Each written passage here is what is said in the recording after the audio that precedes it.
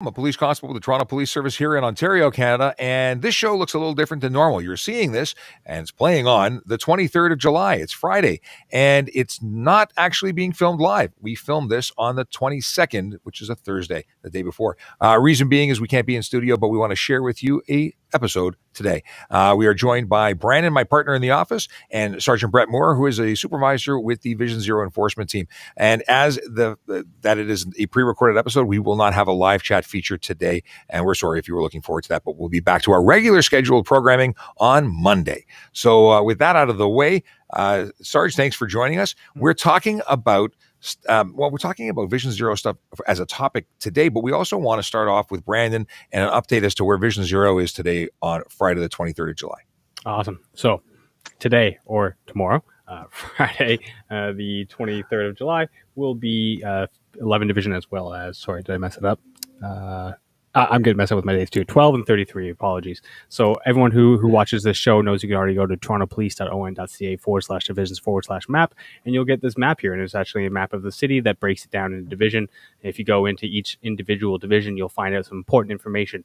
And some of the most important information is your divisional boundaries, as well as some people in the division who you can contact if you have community complaints to make, or you can go to the Toronto Police website and make your complaint there.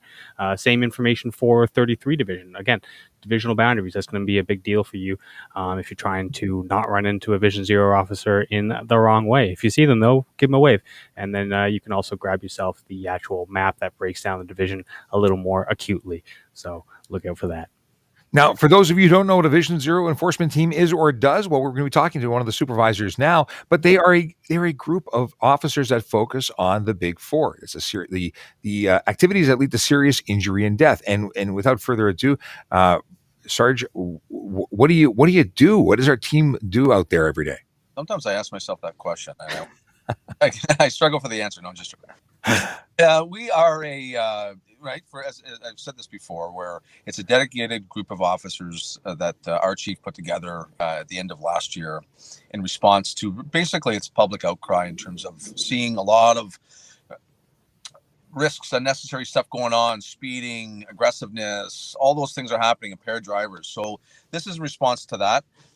And we've got 16 officers, myself and my partner, Clint Stibbe, the supervisors, and we've got a great job. If you're a traffic cop, I don't think there's anything better.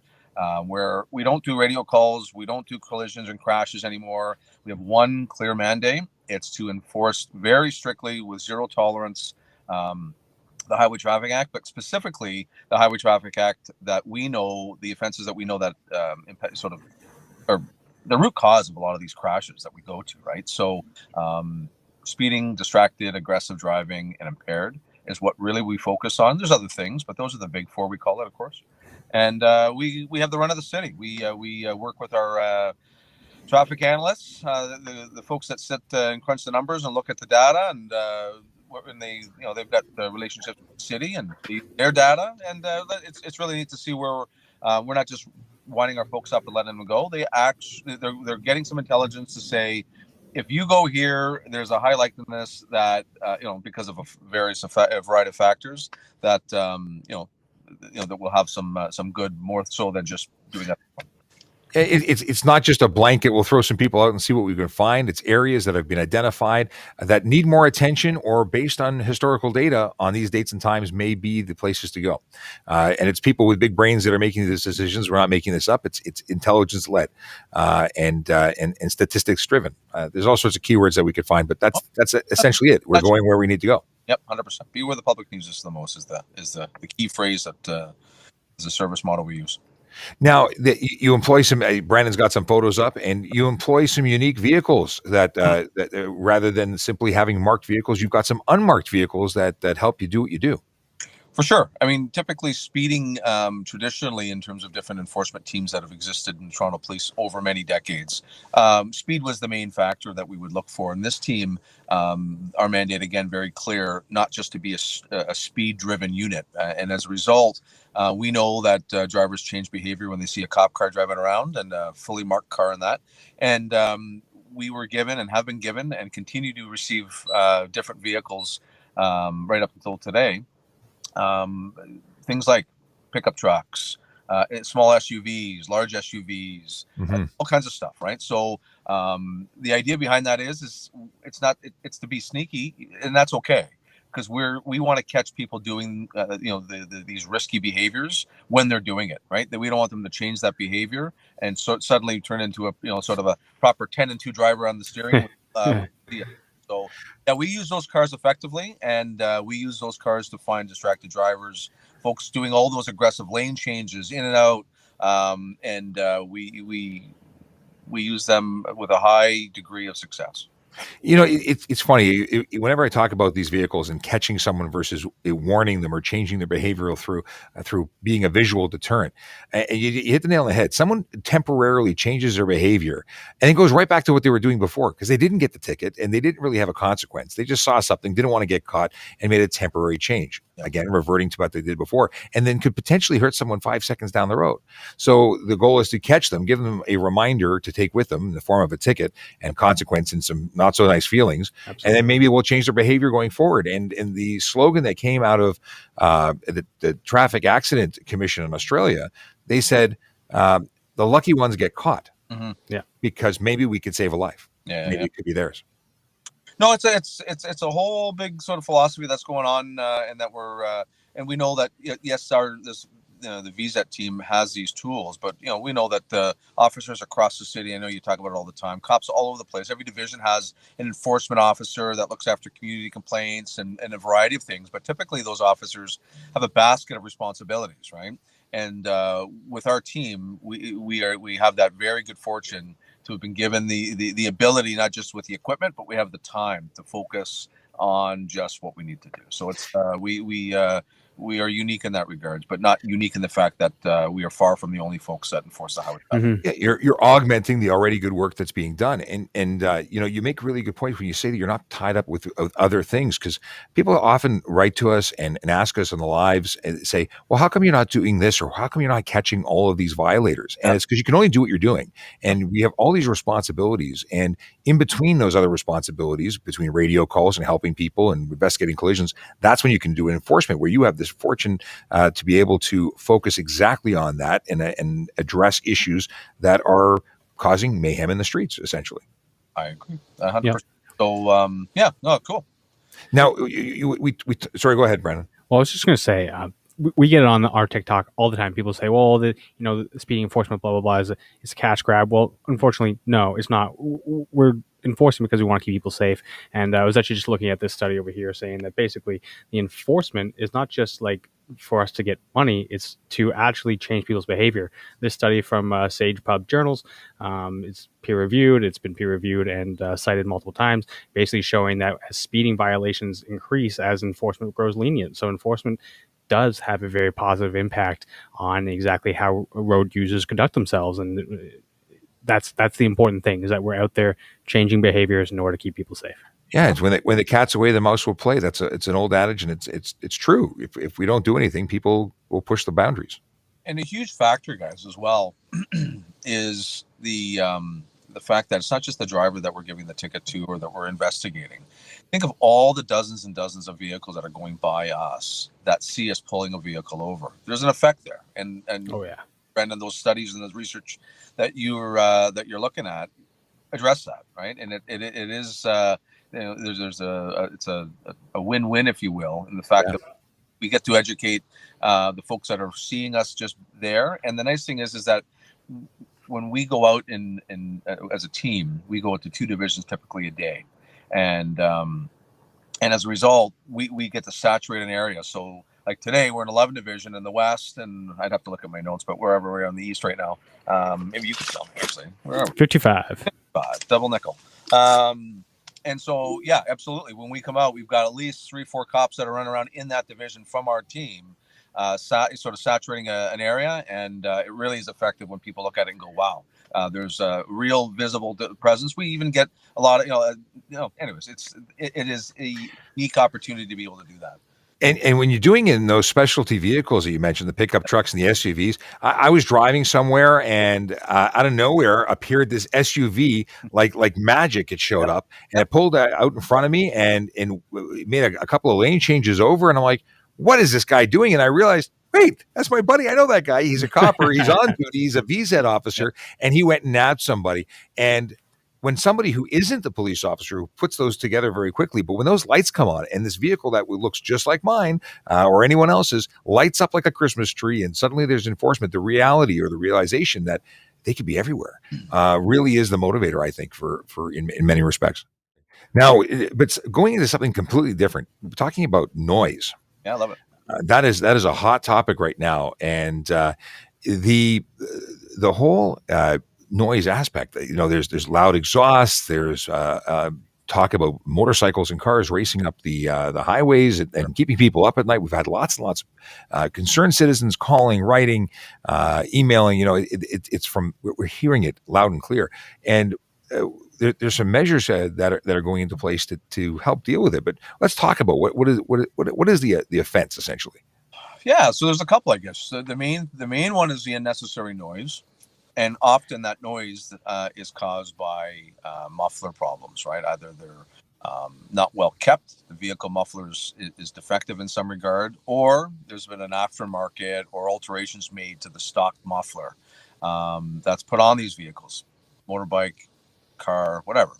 And that's really where it comes down to. So it can even be like a regular, like sort of higher end vehicle that has a specialties factory installed muffler system, and those are fine. So I'll break it down real quick. And Sean, step in. I do not have. I wish Clint was here. I'll tell you, because Clint was a mechanic, a licensed mechanic in his former life. I am far from a mechanic, so I really appreciate the ability that the Highway Traffic Act is enforceable by regular people, regular officers without a technical background in automotive. So it really, for me, I keep it simple. A vehicle on vehicles can have this sort of sport mode. You can have it as a regular muffler system, or you can sport it up and something changes inside and makes it way louder and maybe more airflow for more horsepower. But the biggest thing for me, Sean, it comes down to this: you can have all those great things, but it's how you operate that vehicle. If you are, on the fuel, on the accelerator and causing unnecessary noise to be emitted by your car, that's an offense for me. And what's the burden of proof on me? What are some of the facts in issue?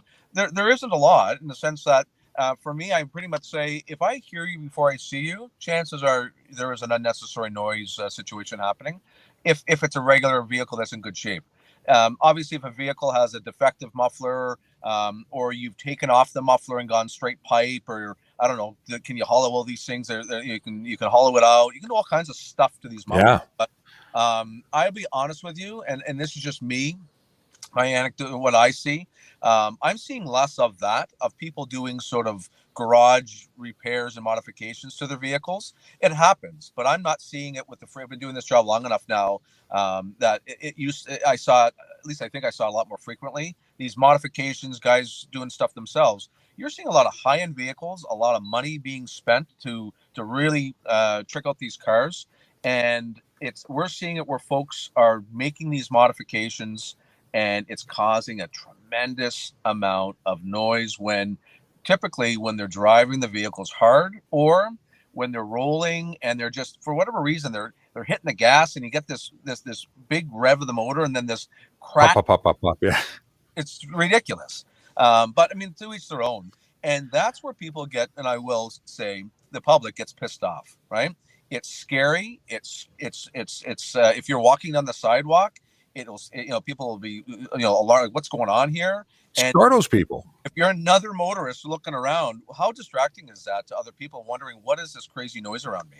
And anyways, those are some of the offenses. That's how the noise becomes unnecessary.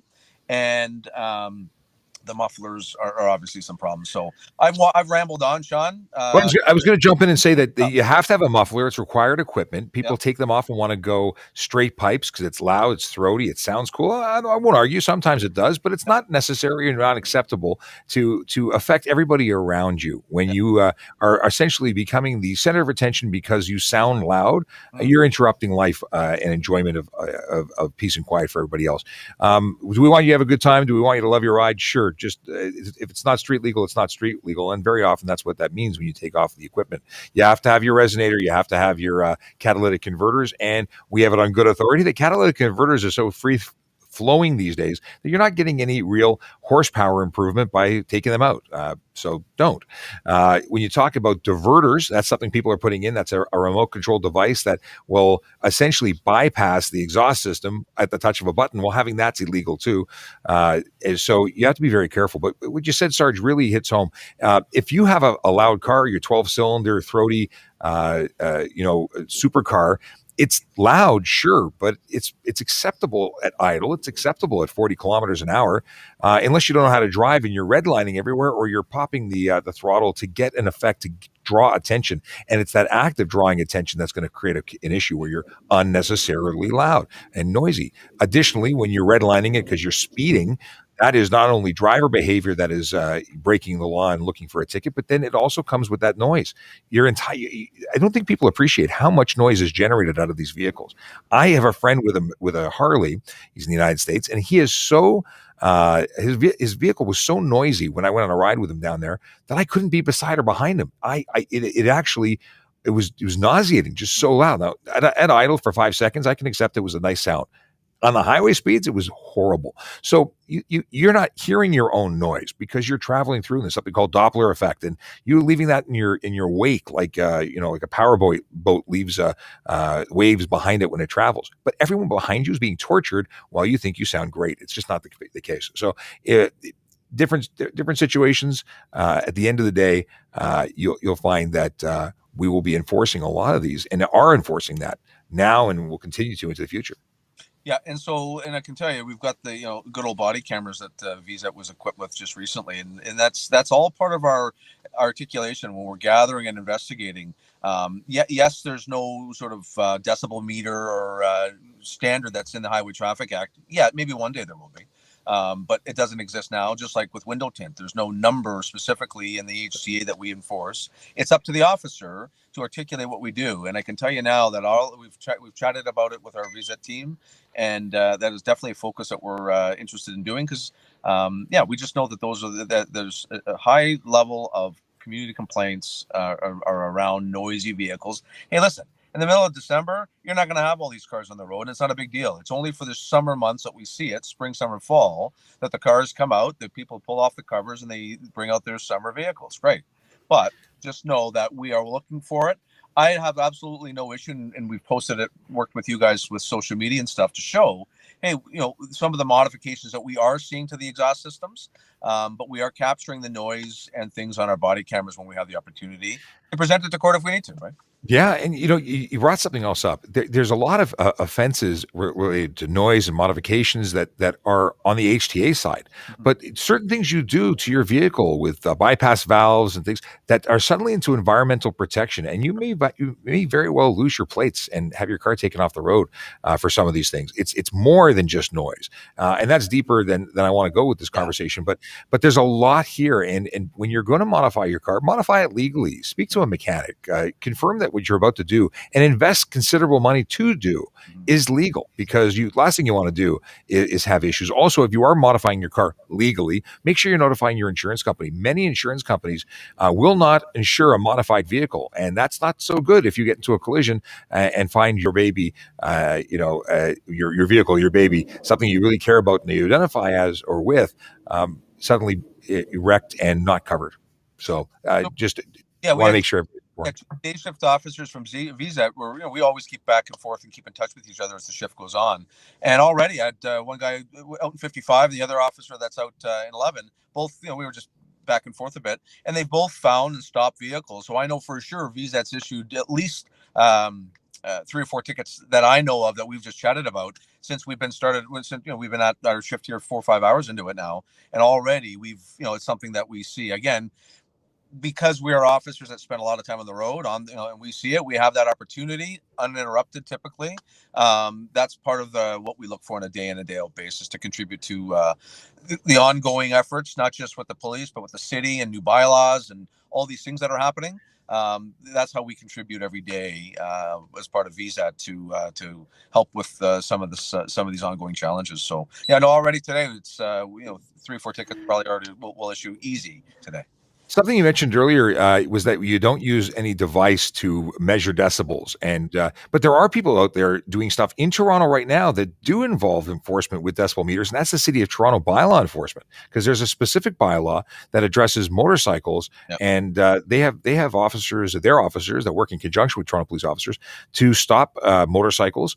They use a decibel meter to check that the idling decibel reading from a motorcycle, and in the event that they are violating, I think it's 92 decibels at idle, they'll issue tickets under the bylaw. So there are folks. There's different ways to address this, and at the end of the day, it's trying to address the concerns of the public and keep everybody safe and happy.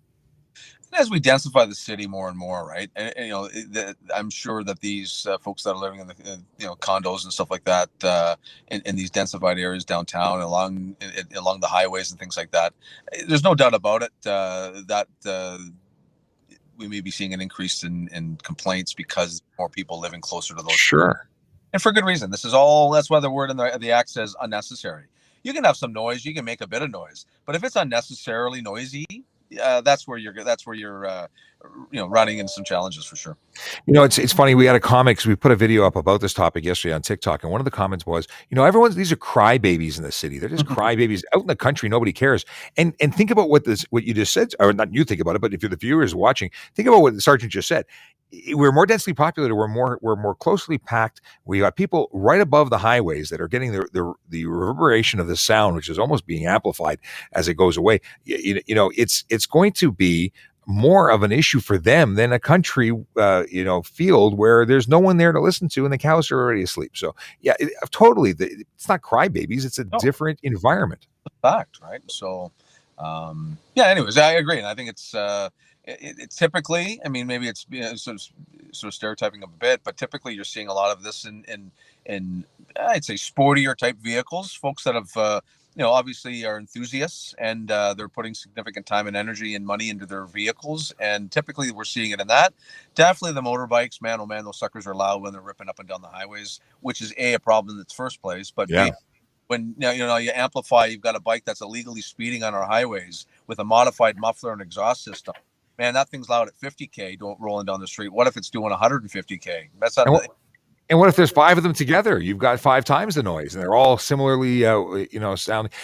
There's no question it's an issue. It's nice that we're dealing with it, but it's something that the public gets frustrated about. Is we can only deal with what we're there to deal with. We can't. But if you were to call the police and say, "Hey, a noisy vehicle just went by," well, by the time an officer can be dispatched, take the travel time to get to the area where it was reported being, they're gone.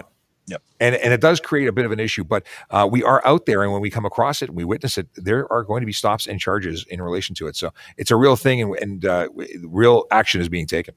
Yeah, man.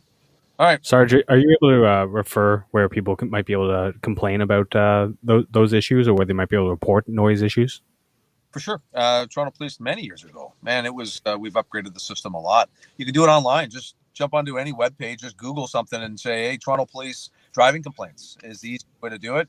Yeah, you've got it right there for sure. It's you can just search it any which way, shape, or form you want. Toronto Police and driving complaint, anything like that, community traffic complaint, just whatever series of words that you want to put together there. You are going to get either the first or second hit in that search, linked right to that CO.